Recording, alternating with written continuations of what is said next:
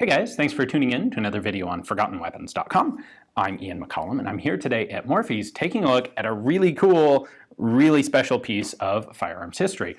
This is a Rheinmetall MG42/59. Now, this was manufactured in 1964, and actually it came over into the US before 1968. So this is a registered, transferable, CNR eligible MG42/59. Now, what is a 4259? Well, after World War II, of course, Germany was occupied by the Allies. It was not allowed to have its own armed forces.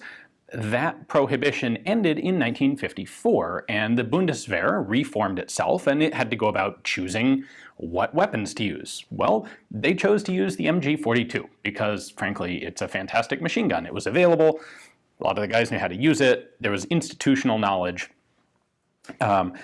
However, they didn't actually have a technical package for making the MG42. It had been destroyed during the war. So they do have the Rheinmetall company. Rheinmetall sets about developing a new set of TDP, a new set of blueprints for building the gun. They have to essentially re-engineer or reverse engineer the whole thing. In the meantime, they do convert about 40,000 existing World War II MG42s to 7.62 NATO. Remember that this is post-1954. West Germany is part of NATO. They need to use the 7.62 cartridge. Now, the original conversions were actually adopted as the MG2, and they changed as little as possible, only the absolute necessary bits. So the barrel, the feed tray to take 308 cartridges, and the feed cover to feed 308 cartridges. They actually left the sights exactly the same. They didn't bother to change the range settings on the sights because it just wasn't considered all that important. Now, they adopted it as the MG2 because the newly manufactured guns that were factory original in 308 were coming, and that was supposed to be the MG1. The idea is the 1 is the proper gun, the 2 is the conversion to bring old stuff up to standard. Makes sense. Anyway, it took Rheinmetall until 1958 before they were finally able to start production on new MG1 machine guns. Now, that MG1 is the German Army designation.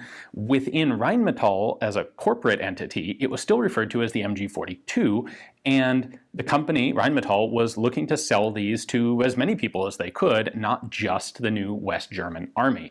So they offered these commercially for sale, and they called them the MG42.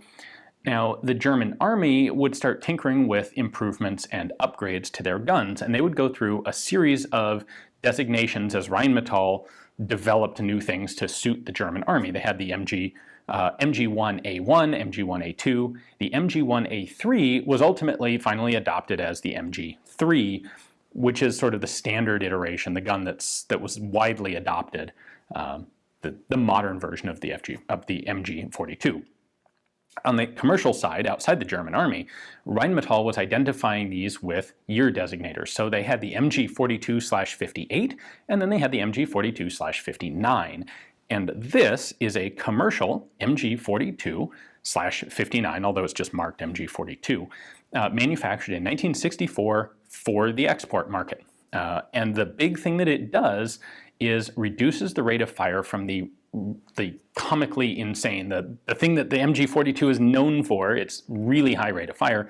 This reduces it to 700 to 900 rounds per minute, which is a lot more sustainable if you're the guy carrying the ammo for it. So there are a number of other changes that were made at the same time, things that would get into the MG3 eventual adoption. So let me go through this and show you what all the different elements are. All right, let's start with the markings. As I said, Rheinmetall continued to identify these guns as MG42 on the commercial market after the war. You have our Rheinmetall logo here, proof marks, 1964 production date, and that is the serial number. It is worth pointing out that 31725-37, so just 2 digits away, is actually pictured in Folke Merwang's excellent book on German universal machine guns as an example of a Rheinmetall commercial production 42, post-war 42. So we've got some good provenance there for it. Now, the most obvious changes that were made to the design, we're converting it from 8mm to 7.62 NATO. So the top cover is a 7.62 NATO top cover. It's also worth pointing out that they developed a new hinge for the top cover that is really, it's like a high friction hinge. So this will just stay wherever you put it instead of falling back down onto your fingers whenever you're trying to work on the gun, like the original MG42s had a tendency to do. The feed tray was also changed here, and this was incorporated into the Bundeswehr's MG3. So a couple of things that are different here. Of course, it is dimensionally set up for 7.62 NATO. They added this extra feed pawl, which prevents the belt from falling back out under its own weight, which would happen with the 42. And it's got this extra material down here that allows it to take the modern German Army ammo cans, and that's what this latch is for. It's for attaching essentially a belt box to the gun. Naturally, the barrel was also changed to 7.62 NATO. Interesting to note, this has a CYQ mark. This is a wartime production barrel extension on it. Also, something that would be adopted as part of the MG3 program, there is an anti-aircraft sight permanently mounted on the receiver in front of the regular rear sight. The original MG42s had a socket for attaching an anti-aircraft sight, but it was a separate item. And the muzzle booster was redesigned, not really any change in functionality there, just different manufacturing style. All that being said, I think the most interesting part of this conversion is, in fact, the heavy bolt assembly. So let's go ahead and take that out to show you. So the way to reduce the rate of fire of the 42 is to hugely increase the mass of the bolt so that it just takes the gun longer to get the bolt moving to accelerate it up to speed. And they did that here, increasing the bolt weight to 950 grams. That's 2.1 pounds, almost double. The original standard bolt was 550 grams, or about 1.2 pounds. So they nearly doubled the weight, the mass of the bolt. And that brings the rate of fire down to 700 to 900 rounds per minute. Now, you'll notice that this is marked in English, in fact, use only with rate-reducing buffer.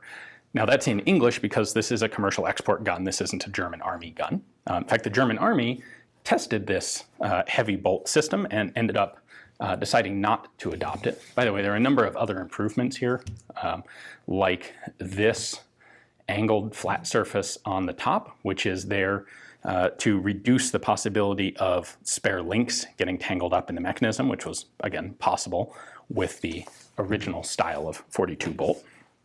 But what this note is talking about is an additional R-type buffer, a friction buffer that was added to the gun. The downside, or one of the side effects of having a much heavier bolt, is that when that bolt hits the end of travel, it's got a lot more momentum, and it's going to essentially kick the back of the gun harder. And in order to prevent damage to the receiver or the stock or the buffer, Rheinmetall put together a heavier duty buffer to complement that heavy bolt. And this is what it looks like. And yeah, I can't even push it in without pushing down on it with my body weight. So it is very important if you use a heavy bolt to have this buffer, or else you will damage the gun. Oh, and I should also point out they finally added as a permanent standard feature the bolt lock that was experimented with during the war in Germany to prevent bolt bounce and out of battery discharge. So what we have here really is a gorgeous example of the essentially the fully modernized MG42. The backstory to this particular gun is pretty cool. It was imported by Colt in sometime between 64 and 68. I don't know the exact year, but it was imported for another company that had been contracted to develop an electronic mount, a powered mount for MG42s. And so they needed a gun to actually try fitting onto the mount that they were developing. They didn't appear to ever, they may have fired it a little bit, but they didn't do any significant amount of firing with it. Developed their mount. Honestly, I'm not sure if the mount ever actually came up for sale or was completed or contract was canceled. The gun ended up being sold off into the civilian market. Because it was imported before 1968, it was a fully transferable gun, anyone who could pass a background check could go ahead and buy it, and someone did. And so this got into the United States collector market as a beautiful example of a Bundeswehr or a Rheinmetall commercial production post-war MG42 with the heavy bolt assembly, which I will point out the German army decided not to adopt. They went with the standard light bolt and the high rate of fire. So this makes for a really, really cool, fully transferable gun in the US today. It should have a bipod.